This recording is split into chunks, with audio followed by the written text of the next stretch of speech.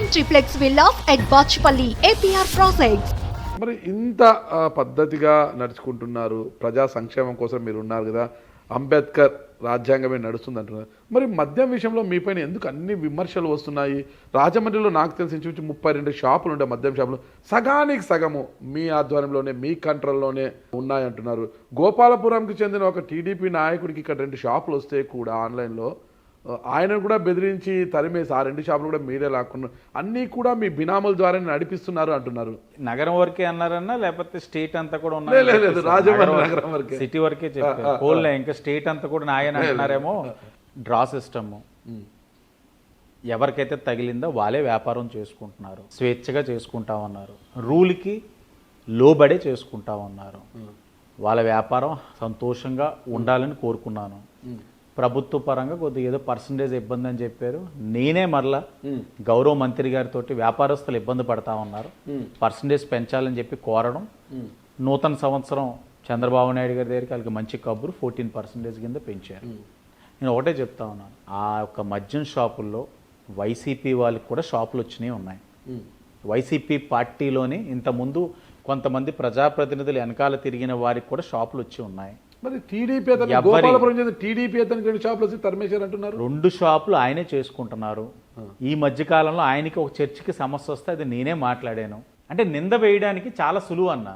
మొన్న press meet పెట్టాడు ప్రబుద్ధుడు, 2 షాపులు చూపించి అమ్మవారి గుడి దగ్గర ఒకటి ఉంది, ఇంకోటి ఎక్కడో ఉంది, ఏంటి ప్రభుత్వం అని చెప్తా ఉన్నాడు. వాళ్ళకి అర్థం కానిది ఏంటంటే గత 5 సంవత్సరాల నుంచి ఆ షాపులు అక్కడే ఉన్నాయి.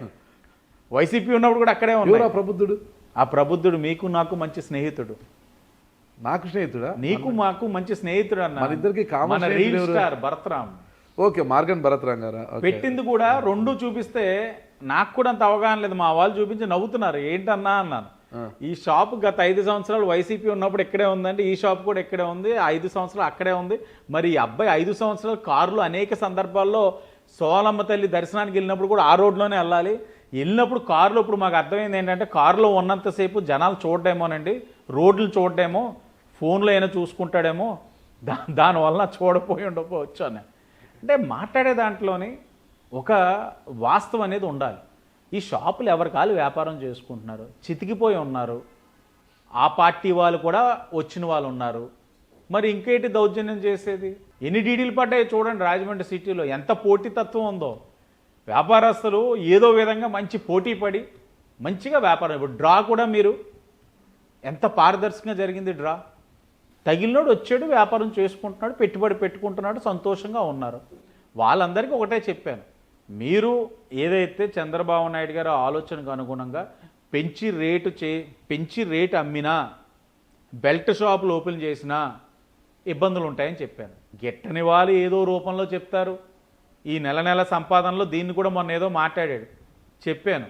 నిజంగా అంత ఇస్తున్నారని చెప్పి ఎక్కడైనా సరే నీకు కాస్త తెలిస్తే నాకు ఇవ్వకుండా ఇంకెవరికైనా ఇచ్చేస్తున్నారేమో చెప్పరా బాబు, మాట్లాడదాం వాళ్ళతో అని కూడా చెప్పాను. ఆ అబ్బాయికి ఏం అవసరం. దీనికి కొనసాగింపుగా ఒక ప్రశ్న, దానికి 2 అర్థాలు వస్తున్నాయి ఇక్కడ. ఎస్, అంటే ఇక్కడ మీరే ఒక ఎక్సైజ్ అధికారి అయిపోయి, ఎమ్మెల్యే కాస్త ఎక్సైజ్ అధికారి అయిపోయి సారా ప్యాకెట్లు, సారా కాచే ప్రాంతాల మీద దాడులు చేసి వాటితో ధ్వంసం చేసి సారా ప్యాకెట్లను కూడా పట్టించారు. ఇది ఒక ఎమ్మెల్యేగా మీ బాధ్యతగా మీరు చేశారు. ఎక్సైజ్ అధికారుల మీద కూడా చివాటి పెట్టారు, ఇంత జరుగుతున్నా ఏం చేస్తున్నారు, అసలుకి సారా ప్యాకెట్లు ఇక్కడ కొనసాగకూడదు, అసలుకి సారా అనేది కనిపించకూడదు అని ఉక్కుపాదం మోపారనేది ఒక ఇది ప్రజా సంక్షేమం కోసం. అవతల నుంచి వస్తున్న వాదన ఏంటి అంటే, ఆదిరెడ్డి వాసు గారికి మెజార్టీ షాపులు ఉన్నాయి కాబట్టి వారి మద్యానికి ఎక్కడ బొక్క పడుతుందో, మద్యం పొత్తు వచ్చే సారాయి చీప్గా దొరుకుతుంది కాబట్టి మద్యం లాస్కి వస్తుంది కాబట్టి, సారాయి దొరికే చోట మద్యం అంటే ఇబ్బంది అవుతుంది కాబట్టి కేవలం తన సంరక్షణకు, తన షాపుల యొక్క వ్యాపారం కోసమే సారా ప్యాకెట్ని ధ్వంసం చేసిన అవతల వాళ్ళు మాట్లాడుతున్నారు. సరే, అవతల వాళ్ళు మాటలు పక్కన పెట్టేద్దాం అన్న. ఎందుకంటే వాళ్ళకి ఇంకా ఏది దొరికితే అది విమర్శించడం అన్నది వారి 5 సంవత్సరాలు చేయాల్సిన కార్యక్రమం. వాళ్ళు చేస్తారు, దానికి మనం సంజాయిషి ఇవ్వాల్సిన అవసరం లేదు. ఈ యొక్క సారా పైన ఉద్యమం నేను గత 3 సంవత్సరాలుగా చేస్తా ఉన్నాను. వారి అధికారంలో ఉన్నప్పుడు కూడా వైసీపీ చేస్తూనే ఉన్నాను. ఇంటింటికి స్టిక్కర్లు కూడా అంటించి ఎవరైనా సారా అమ్మితే నాకే చేయండి అని అనేవాడిని. కేవలం ఒకటే ఆలోచన, నా పార్టీలోనే ఎంతోమంది నాయకుల్ని మేము కోల్పోయాం. ఆ కుటుంబాలు రోడ్డున పడ్డాయి. ఆ పిల్లలకి ఏదో ఒక డీమార్ట్ ఒకటి ఏదో బిజినెస్ది ఒకటి సెంటర్ ఏదో ఓపెన్ అయితే డీమార్ట్ షాపింగ్ మాల్, దాంట్లో పిల్లలకి ఉద్యోగాలు కల్పించి లేకపోతే వాళ్ళ తల్లులకి అంటే చనిపోయిన వారి భార్యకి ఉద్యోగాలు కల్పించి ఏదో ఒక విధంగా ఉపాధి కల్పిస్తూ ఉన్నాం. నా కళ్ళతో చూస్తున్నాను ఎంతమంది కోల్పోతా ఉన్నారో. మెయిన్ క్వారీ ప్రాంతమే అన్న ఇదంతా కూడా సారా వ్యాపారం. ఆ సారా వ్యాపారం ఉన్నప్పుడు గవర్నమెంట్ షాపులు ఏదైతే ఉన్నాయో వాళ్ళ వ్యాపారం వాళ్ళది నడుస్తూ ఉంది, ఇది కూడా నడుస్తూ ఉంది. నేను ఈరోజు ఏదో రాత్రి కేవలం వీళ్ళ కోసం చేసిన కార్యక్రమం కాదు. మీరు గమనించుకోవచ్చు, మీరు తెలుసుకోవచ్చు కూడా. గత 3 సంవత్సరాలుగా క్వారీ ప్రాంతంలో ఉన్న సిద్ధార్థ నగర్ కానీ, లేకపోతే ఇంకొక ప్రాంతం రామదాస్పేట కానీ, సింహాచల్ నగర్ కానీ, అలాగే ఇక్కడ అంబేద్కర్ నగర్ కానీ గత 2-3 సంవత్సరాలుగా సారా మీద ఉద్యమం చేస్తూనే ఉన్నాను. చివరాఖరికి చెప్పిన కొన్ని డిపార్ట్మెంట్, ఎక్సైజ్ డిపార్ట్మెంట్ వారు సరైన సమయానికి స్పందించకపోవడం వల్ల నేను వెళ్ళి అక్కడి నుంచి ఫోన్లు అదేక పని మీద, సార్ మీరు చెప్తా ఉన్నారు మీ భద్రత మా బాధ్యత, మీటింగులు పెట్టి మహిళలు చైతన్యవంతులు అవ్వండి, మీరు మాకు చెప్పండి, బ్లేడ్ బ్యాచ్ గంజాయి బ్యాచ్ అల్లరి చేసినా, అల్లరి మూకలు ఎక్కువ ఇబ్బంది పెట్టినా, సారా అమ్ముతున్నా చెప్పమంటున్నారు, పోలీసులు చెప్తున్నాం కానీ వాళ్ళు వచ్చేసరికి వీళ్ళు పారిపోతున్నారు సార్, కాబట్టి మీరు ఏదో చెయ్యండి అని అదే పని మీద ఆ ప్రాంతం నుంచి వచ్చేసరికి అసలు వీళ్ళు నిజంగానే చెప్తున్నారా లేకపోతే నిజంగా పోలీసు వాళ్ళు పనిచేస్తున్నారా లేదా నా కళ్ళతో నేను చూద్దామని వెళ్ళేసరికి దొరికారు. ఆవిడ లైవ్లో మీరు అంతా చూడొచ్చు. కాలు మీద పడతా ఉంది, భర్త పోయి ఉన్నారు, అప్పు ఉంది, ఇది అమ్మేసి అప్పు తీర్చుకుంటాను అన్నీ చెప్తా ఉన్నారు. కానీ నేనైతే ప్రజలకి మోసం చేయలేనమ్మా, నమ్ముకున్న ప్రజలకి నేను న్యాయం చెయ్యాలి, దయించి క్షమించమ్మా, చట్టం దాని పని అది చేసుకుపోద్దని చెప్పాం. ఇది ఒక ఎగ్జాంపుల్. సిద్ధార్థ నగర్లో కూడా అదే పని మీద చెప్తా ఉన్నాం.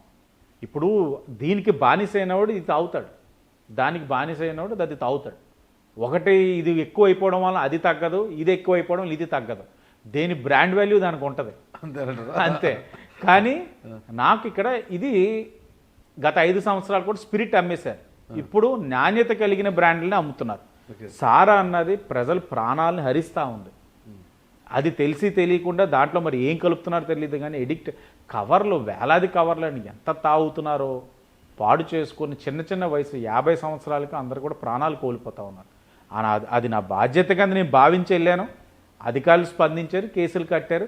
ఈ ఇన్సిడెంట్ చూసైనా సరే కొన్ని ప్రాంతాల్లో ఆపుతారన్నది నా తాలూకు ఆలోచన. మరి రాజమండ్రిలో అంబేద్కర్ గారి రాజ్యాంగం నడుస్తోందా, రెడ్ బుక్ రాజ్యాంగం నడుస్తోందా, ఆదిరెడ్డి వాసు గారి యొక్క రాజ్యాంగం నడుస్తోందా?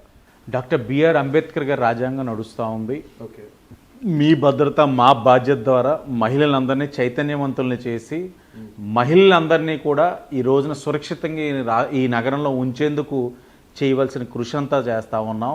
రెడ్ బుక్ అనేది లేదు, గుడ్ బుక్ కింద మార్చాం.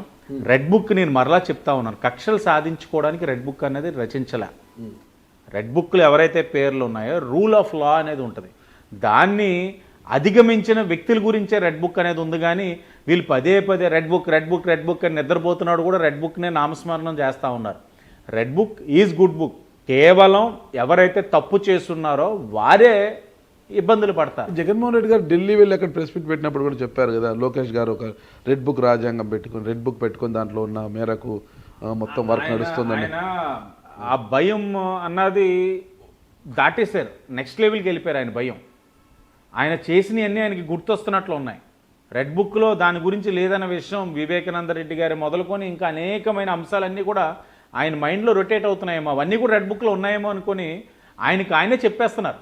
నేను అది చేశాను, ఇది కూడా రెడ్ బుక్లో ఉంది, నేను ఇది చేశాను, ఇది రెడ్ బుక్లో ఉంది, కాబట్టి రెడ్ బుక్ యాక్షన్లోకి వెళ్తే నా పరిస్థితి ఏంటని అనుకుంటా ఉన్నారు. కానీ 6 నెలలు అయింది, ఎక్కడైనా కక్ష సాధింపులు ఉన్నాయా? ఇంకా చెప్పాలని అంటే కొన్ని ప్రాంతాలు ఇంకా వైసీపీ వాళ్ళే దాడి చేస్తున్నారు, ఇంకా వైసీపీ వాళ్ళే శృతి మించి ప్రవర్తిస్తూ ఉన్నారు. వాస్తవ పరిస్థితి. మా వాళ్ళందరినీ కూడా ఎక్కడికక్కడ సమయం పాటించమని చెప్తా ఉన్నారు.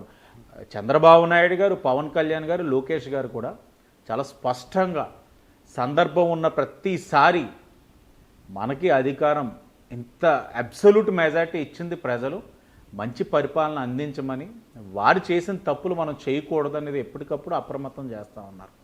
కానీ రెడ్ బుక్ అనేది అమలవుతుంది, తప్పకుండా అమలవుతుంది. ఎక్కడ ప్రభుత్వ ఖజానాకి గండి కొట్టిన అంశాల్లోనే ఎవరైతే ఇన్వాల్వ్ అయి ఉన్నారో వాళ్ళ మీద చర్యలు ఉంటాయి. ఏదైతే సహజ వనరులు ఉన్నాయో వాళ్ళని దోపిడీ చేస్తున్నారో వాళ్ళపైన చర్యలు ఉంటాయి. అధికారం ఉంది కదా అని చెప్పి అన్నిటిని కూడా మాఫీ చేసేసుకుందాం అంటే అవ్వదు. తప్పు ఈ రోజు కాకపోతే రేపైనా బయటకు వస్తుంది. ఇప్పుడు వస్తున్నట్లనే చర్యలు ఉంటాయి. సుమన్ టీవీలో మీ పర్సనల్ అండ్ బిజినెస్ ప్రమోషన్స్ కోసం కింది నెంబర్కి కాంటాక్ట్ చేయండి.